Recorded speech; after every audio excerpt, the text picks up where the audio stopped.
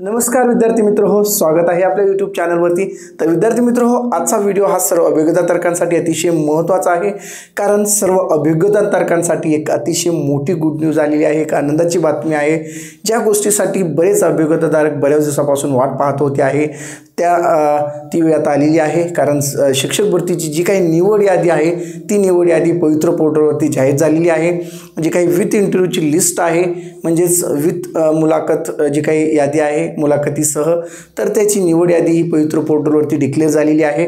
याच्याबद्दल आज आपण सविस्तरमध्ये माहिती पाहणार आहोत। तर याच्यामध्ये कोणकोणते अभिज्ञताधारक आहे ज्यांची निवड आलेली आहे आणि नेमकं किती मेरिटपर्यंत आलेलं आहे त्या सगळ्या गोष्टी आपण पाहणार आहोत। त्याचसोबत कोणकोणते अभिज्ञताधारक आहे ज्यांना याच्यामध्ये संधी मिळालेली नाही आहे, नेमक्या किती जागा यामध्ये मेरिट लागलेला आहे, आणि त्याचसोबत आपण बघणार आहोत की नेमके कोणकोणते नवीन नियम आहेत जी भरतीसाठी लागणार आहेत, आणि नेमकं अध्यापन कौशल्य आणि त्याचसोबत जी काही इंटरव्ह्यूचे काही फेजेस आहेत याचे एकूण किती मार्क्स असणार आहेत ते देखील आपण सविस्तरमध्ये माहिती पाहणार आहोत। तर विद्यार्थी मित्र हो, शेवटपर्यंत व्हिडिओ पहा, अतिशय महत्त्वाचा सेशन असणार आहे।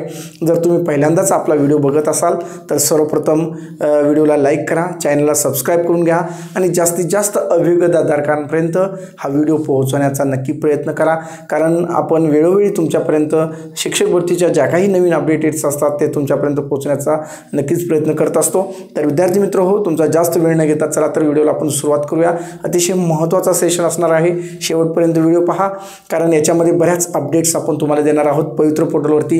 पहा तुम्ही आजच्या घडीला आजच्या तारखेला अतिशय महत्त्वाची अपडेट आहे, जे काही शिक्षक भरती आहे याची निवड यादी आज लागलेली आहे। तुम्ही आता स्क्रीनवरती इथे पाहू शकता। पहा, शिक्षक पदभरतीबाबत एक नवीन प्रसिद्ध पत्रक आता जाहीर झालेलं आहे, तुम्ही ते पहा, आणि नेमक्या किती जागांसाठी निवड यादी लागलेली आहे ते सविस्तर आपण या व्हिडिओच्या माध्यमातून पाहणार आहोत। तर तत्पूर्वी तुम्ही आता स्क्रीनवरती पाहू शकता आजच्या तारखेला बघा, दिनांक 7/8/2024 रोजी शिक्षक पदभरतीबाबतचं एक प्रसिद्ध पत्रक जाहीर झालेलं आहे। याच्यामध्ये काय दिलेलं आहे त्या काही नियम पहिल्यांदा वाचून घेणार आहोत आणि त्यानंतर आपण सविस्तर डिटेलिंग तुम्हाला या व्हिडिओच्या माध्यमातून देणार आहोत। तर शेवटपर्यंत व्हिडिओ पहा।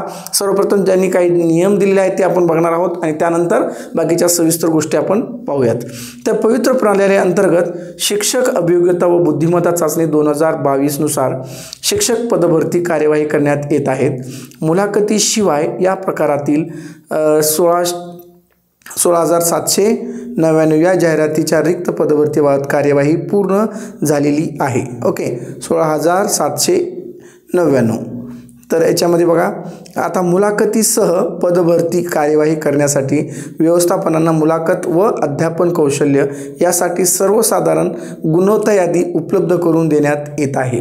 मग जी काही अध्यापन कौशल्य आहे आणि जे विद्यार्थी याच्यामध्ये सिलेक्ट झालेले आहेत त्यांची गुणवत्ता यादी आता उपलब्ध करून देण्यात आलेली आहे। त्यानंतर तुम्ही बघू शकता इथं मुलाखत व अध्यापन कौशल्य यासाठी शासन निर्णय दिनांक 7/2/2019 मध्ये 29 गुणांची तरतूद करण्यात आलेली आहे। पात्र उमेदवारांची शिक्षक पदावर निवड करण्यासाठी शैक्षणिक राज्यस्तरावर विविध प्रकारची कार्यपद्धती अवलंबण्यात येत आहे। अशा परिस्थितीत शिक्षक पदभरतीमध्ये एकसूत्रता म्हणजेच युनिफॉर्मॅलिटी राखण्याच्या दृष्टीने या उमेदवारांचे योग्य रित्या वस्तुनिष्ठ मूल्यमापन होण्यासाठी मानक कार्यपद्धतीचा म्हणजेच SOP ज्याला आपण स्टँडर्ड ऑपरेटिंग प्रोसिजर म्हणतो, या प्रोसिजरच्या आधारावरतीच ही पुढील प्रक्रिया अतिशय सुरळीतरित्या पार होणार आहे। जे अभिज्ञताधारक याच्यामध्ये निवड झालेले आहेत, ज्यांची लिस्टमध्ये नाव आलेली आहेत, त्यांच्यासाठी महत्त्वाचे अपडेट्स असणार आहे, आणि ज्यांचं अजून नाव आलेलं नाही त्यांना देखील आपण बऱ्याच गोष्टी याच्यामध्ये माहिती देणार आहोत। तर बघा, SOP नुसारच ही भरती प्रोसेस होणार आहे, त्यामुळे याच्यामध्ये कुठल्याही पद्धतीचं फ्रॉडबाजी होणार नाही आहे, पूर्ण एकसूत्रता असणार आहे, मानक कार्यपद्धती असणार आहे। त्यामुळे जे काही गुणवत्ताधारक अभिज्ञताधारक आहेत ज्यांना चांगले गुण मिळालेले आहेत आणि ज्यांचं लिस्टमध्ये नाव आलेलं आहे, ज्यांना संस्थांचं लिस्टमध्ये यादीमध्ये नाव आलेलं आहे, त्यांच्यासाठी ती जी काही पुढची प्रोसेस असणार आहे ती SOP नुसारच होणार आहे विद्यार्थी मित्र। त्यानंतर बघा, 6/8/2024 अन्वये मान्य कार्यपद्धती म्हणजेच SOP स्टँडर्ड ऑपरेटिंग प्रोसिजर्स निश्चित केली आहे। मुलाखतीसह पदभरतीमध्ये इयत्ता 1ली ते 5वी, इयत्ता 6वी ते 8वी, इयत्ता 9वी ते 10वी, इयत्ता 11वी ते 12वी असे 4 टप्पे केलेले आहेत। म्हणजे 1ली ते 12वी 12वीची पूर्ण यादी ही लागलेली आहे. ओके, त्यानंतर पहा 12वी या गटातील शिक्षण सेवक शिक्षकाच्या 4879 रिक्त पदाच्या पदभरतीसाठी उमेदवारांची दिलेली प्राधान्यक्रम विचारात घेऊन व्यवस्थापनानिहाय सर्वसाधारण गुणवत्ता यादी प्रसिद्ध करण्यात येत आहे. ओके, 1096 व्यवस्थापनातील 4879 रिक्त पदांसाठी एकूण संस्था किती आहेत बघा, 1096 एवढ्या संस्था आहेत. त्यापैकी 4879 रिक्त पदांसाठी 7805 उमेदवारांची निवड केलेली प्राधान्यक्रमातील जास्तीत जास्त 10 प्राधान्यक्रमासाठी शिफारस करण्यात आलेली आहे.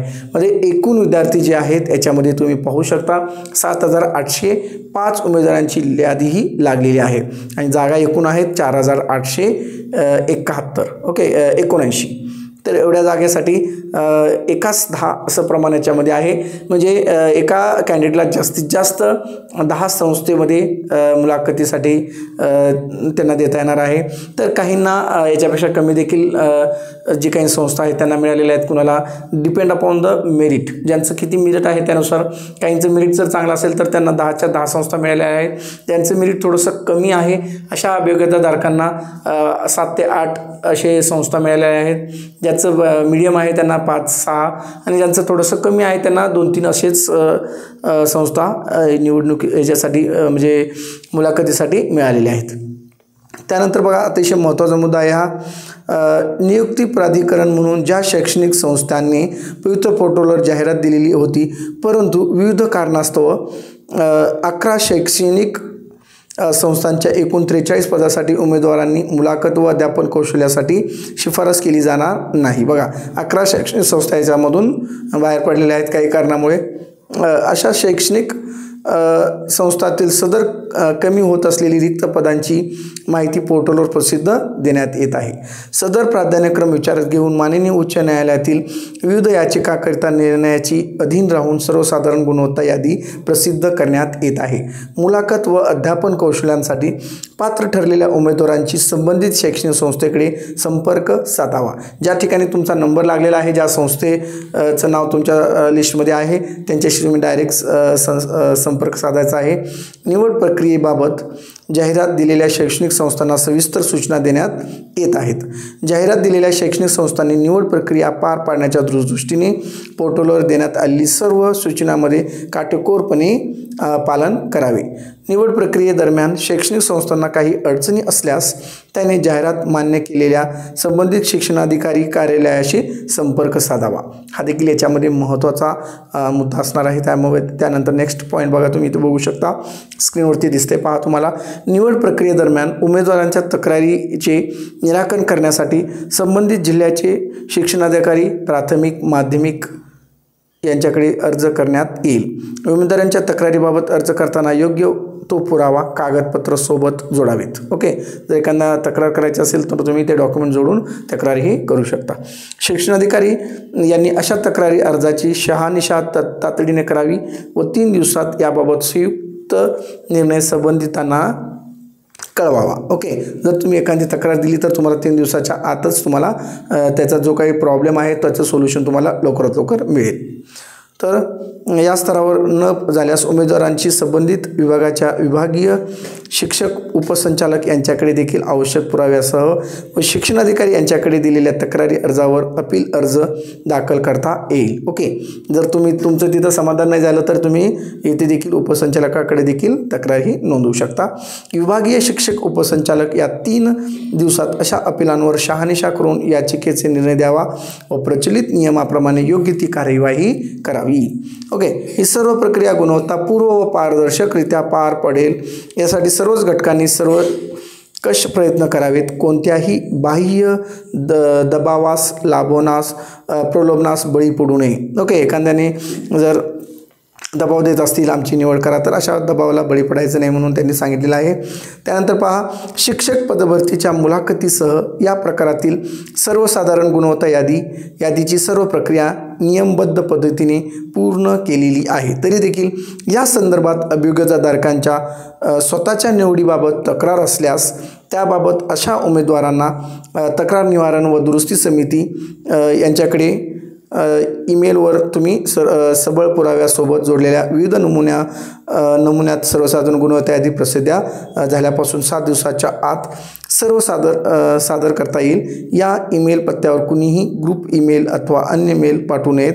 विविध मुदतीनंतर प्राप्त ईमेल तसेच अन्य मार्गाने प्राप्त तक्रारी विचारात घेतल्या जाणार नाहीत याची उमेदवारांनी नोंद घ्यावी। याशिवाय याबाबत कोणत्याही अधिकाऱ्याशी मोबाईलवर अथवा इतर कोणत्याही माध्यमातून व्यक्तिगत संपर्क हा साधायचा नाही आहे। तर पहा विद्यार्थी मित्र हो, अतिशय महत्त्वाचे अपडेट आहे। तर याच्यामध्ये बघा जवळपास 7,000 समथिंग विद्यार्थ्यांची यादीमध्ये नाव आलेलं आहे।